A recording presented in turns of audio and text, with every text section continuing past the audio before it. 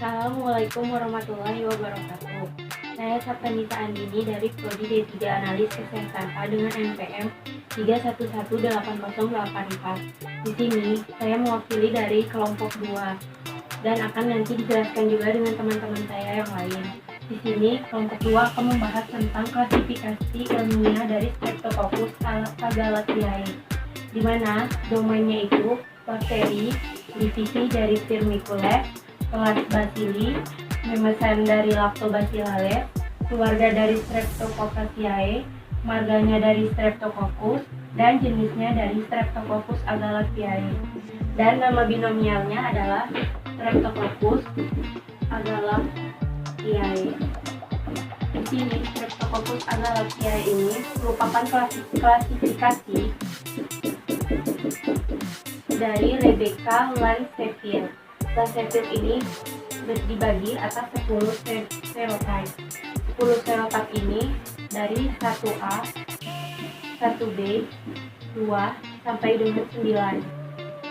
Nah, 10 serotype ini bergantung atas reaktivitas pada imunitas kapsul dari lipopolisakarida dari bakteri Streptococcus agalactiae tersebut. Streptococcus agalactiae termasuk ke dalam bakteri GBS, di mana bakteri GBS ini dia itu bersifat komensal. Nah, dimaksud dari bersifat komensal itu berarti bakteri itu tidak membahayakan bagi manusia, tetapi dia hanya menjadi mikroba yang berasal dari sistem pencernaan dan juga genital.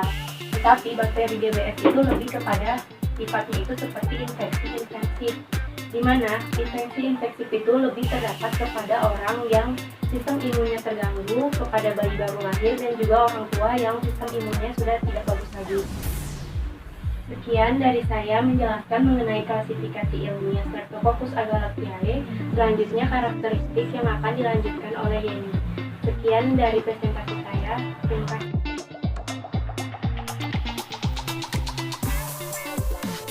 Assalamualaikum warahmatullahi wabarakatuh. Halo, perkenalkan nama saya Yeni Nur Hamida, NPM 3118023. Nah, di sini saya akan berbagi materi tentang karakteristik Streptococcus agalactiae. Nah, sesuai namanya ya, kokus yaitu bulat dan berbentuk rantai atau berpasangan. Jadi si Streptococcus ini berbentuk bulat dan bulatnya itu memanjang. Nah, semua spesies merupakan bakteri non-motil dan tidak membentuk spora. Kelompok bakteri ini termasuk bakteri gram positif. Semuanya anaerob fakultatif. Kebanyakan berkembang di udara, tetapi ada beberapa spesies Streptococcus membutuhkan oksigen untuk berkembang. Nah, semua spesies Streptococcus tidak dapat mereduksi nitrat, tetapi mampu memfermentasikan glukosa dengan produk utamanya asam laktat dan tidak pernah berupa gas. Streptococcus agalactiae ini terkenal sebagai penyebab mastitis pada sapi atau hewan lain seperti domba, unta, kambing, dan sebagainya. Nah, Streptococcus agalactiae ini dapat ditemukan juga pada vagina dan orofaring manusia. Pada manusia, bakteri ini menyebabkan meningitis.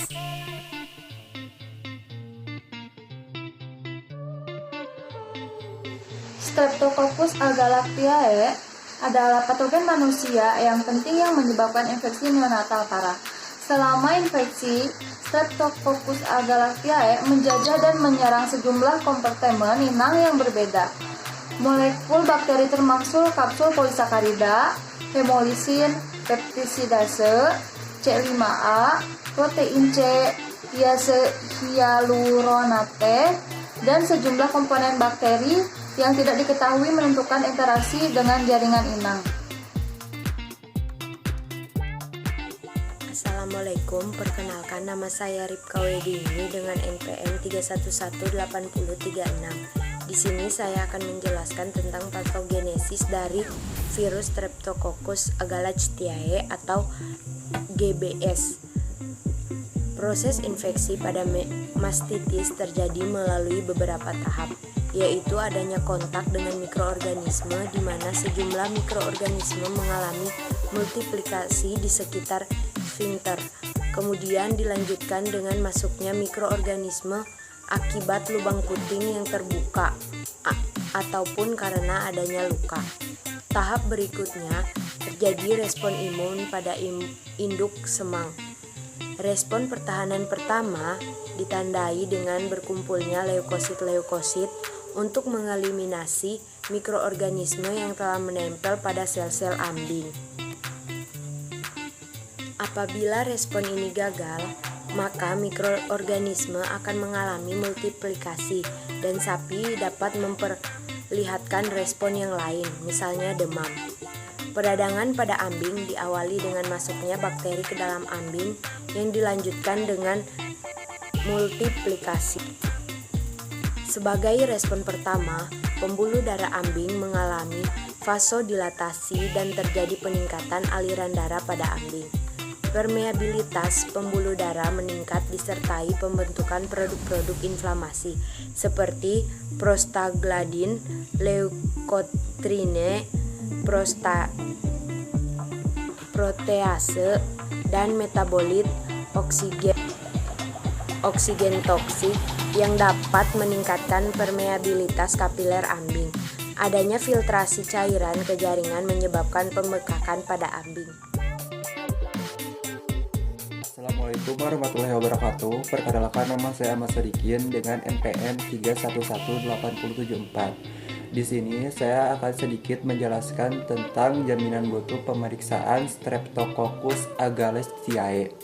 Nah, jaminan mutu itu sendiri merupakan suatu upaya untuk mendapatkan hasil dengan indikator. Yang pertama adalah ketepatan, kedua adalah ketelitian, yang ketiga adalah kecepatan, yang keempat adalah kegunaan. Yang pertama, ketelitian. Nah, ketelitian ini merupakan suatu upaya di mana kita bisa mengetahui apakah pemeriksaan yang kita lakukan itu baik atau tidak, benar atau tidak, seperti itu. Terus yang kedua adalah ketelitian. Nah, dalam ketelitian ini kita bisa mengetahui apakah pemeriksaan yang kita lakukan ketika dilakukan pemeriksaan kedua kali ataupun ketiga kali tidak terjadi perubahan. Jadi dengan satu kali pemeriksaan kita bisa mendapatkan hasilnya. Terus yang ketiga adalah kecepatan. Nah, untuk kecepatan ini kita ada indikatornya adalah kecepatan yang kita lakukan itu hasilnya tetap sama atau tetap benar. Terus yang keempat adalah kegunaan. Nah, dalam kegunaan ini apakah pemeriksaan yang kita lakukan itu berguna untuk mendiagnosa dan untuk memeriksa penyakit yang ada dalam tubuh pasien, terutama yang disebabkan oleh Streptococcus agalestiae ini. Dan untuk mendapatkan hal-hal tersebut, kita bisa melakukan yang pertama adalah memeriksa alat atau reagen yang akan kita gunakan untuk melakukan pemeriksaan Streptococcus agalestiae ini secara rutin. Dengan kita memeriksa alat dengan benar, kita bisa mengetahui apakah alat tersebut masih bisa digunakan atau tidak. Terus yang kedua, itu untuk alat atau reagen yang ada, kita harus mengikuti prosedur pabriknya ya. Kalau contohnya kayak gini. Kalau kita mau melakukan pemeriksaan pewarnaan gram pada Streptococcus agalestiae, kita harus mengetahui prosedur pabrik dari reagen tersebut. Apakah reagen tersebut disimpan di suhu berapa, terus harus bagaimana dan seperti apa. Kita harus memahami hal tersebut.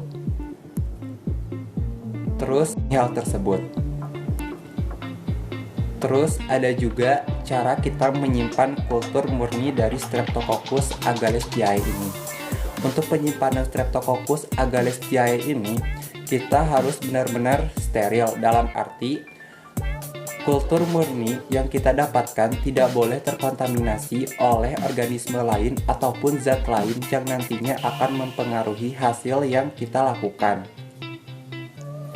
Terus ada juga pemeliharaan kultur ya. Jadi untuk pemeliharaan kultur ini kita bisa melakukan yang namanya penanaman kembali kultur pada medium yang sama agar si medium itu tetap terjaga dan si kondisi bakterinya tetap hidup dalam keadaan baik.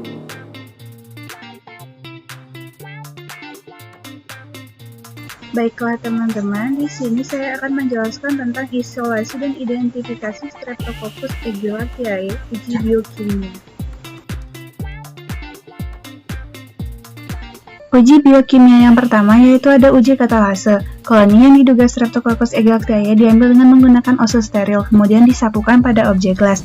Lalu hidrogen peroksida 3% sebanyak 1 tetes, ditempatkan di atas preparat, dan diamati pembentukan buih atau gelembung. Untuk Streptococcus aegyalactiae, hasil uji katalasenya adalah negatif. Uji chem dilakukan pada media blood agar plate dengan bakteri Staphylococcus aureus sebagai penanda. Staphylococcus aureus ditanam dengan cara membuat garis di tengah-tengah media BAP dengan menggunakan ose. Kemudian tanamkan bakteri yang diduga Streptococcus aegyalactiae membentuk garis tegak lurus dengan Staphylococcus aureus. Biarkan diinkubasi selama 24-48 jam dalam suhu 37 derajat Celcius. Biarkan diamati kembali. Untuk hasil uji chem pada Staphylococcus aegyalactiae memperlihatkan hasil positif. Yang selanjutnya ada uji gula-gula. Bakteri diinokulasikan dalam 5 ml penol red blood yang ditambah 1% gula ke dalamnya. Kultur bakteri tersebut kemudian diinkubasi pada suhu 37 derajat Celcius selama 24 jam. Indikator penol red akan menunjukkan perubahan warna dari merah menjadi kuning untuk reaksi positif dan tetap merah untuk hasil reaksi negatif. Untuk bakteri Streptococcus aegyalactiae akan menunjukkan hasil positif terhadap glukosa, sukrosa, dan maltosa seperti yang terlihat pada gambar. Selanjutnya yaitu uji bile esculin. Tujuannya untuk mengidentifikasi bakteri mampu menghidrolisis eskulin. Biarkan bakteri diambil kemudian ditanam pada media bile esculin. Lalu diinkubasi pada suhu 37 derajat Celcius selama 18-24 jam. Untuk hasil positif menunjukkan perubahan warna media menjadi hitam. Bakteri Streptococcus aegyalactiae menunjukkan hasil yang negatif seperti terlihat pada gambar.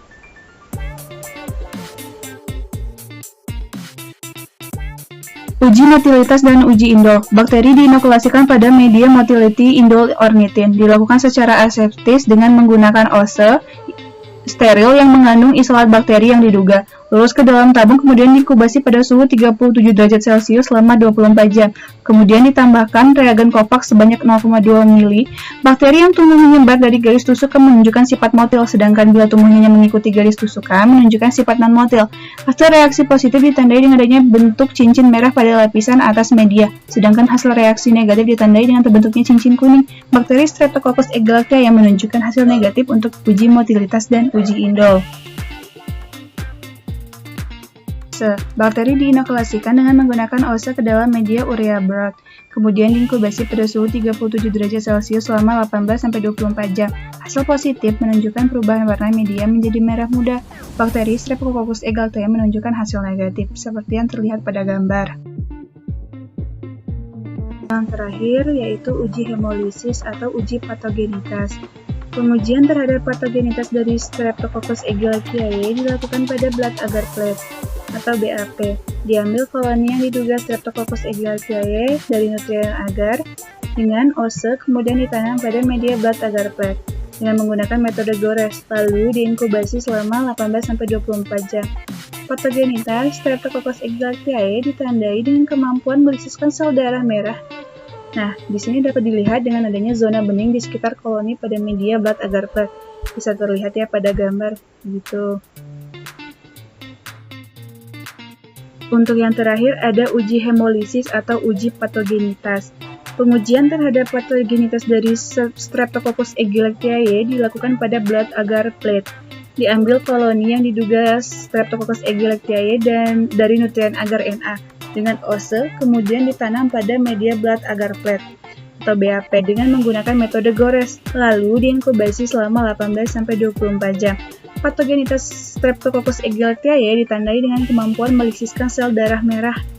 Dapat dilihat dengan adanya zona bening di sekitar koloni pada media blood agar plate, seperti yang terlihat pada gambar ya teman-teman. Baiklah, sekian yang bisa saya sampaikan. Mohon maaf apabila ada kata-kata yang salah. Terima kasih.